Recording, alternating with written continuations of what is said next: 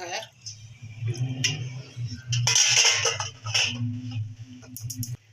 ऐसे होता है। इसके अंदर का गुद्दा निकाल के फिर इसको ग्राइंड थोड़ा सा करना, फिर उसके अंदर डालना।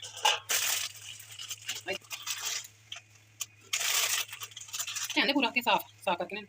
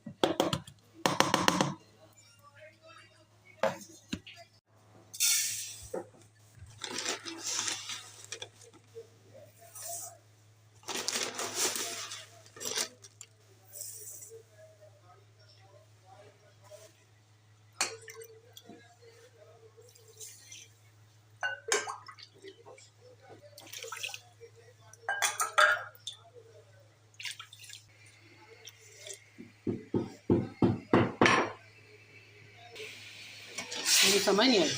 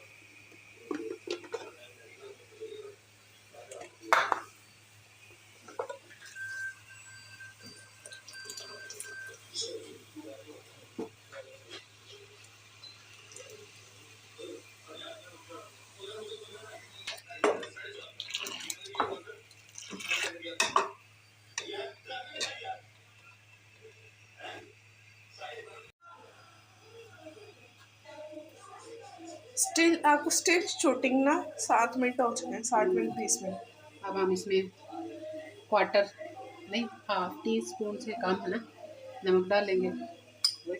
तो बहुत है। अब इसको हम क्वार्टर, हाँ हाफ से कम क्वार्टर। अब हम चूल्हा बंद कर देंगे, सिर्फ हम इसमें काला नमक डालेंगे। चलो भाई।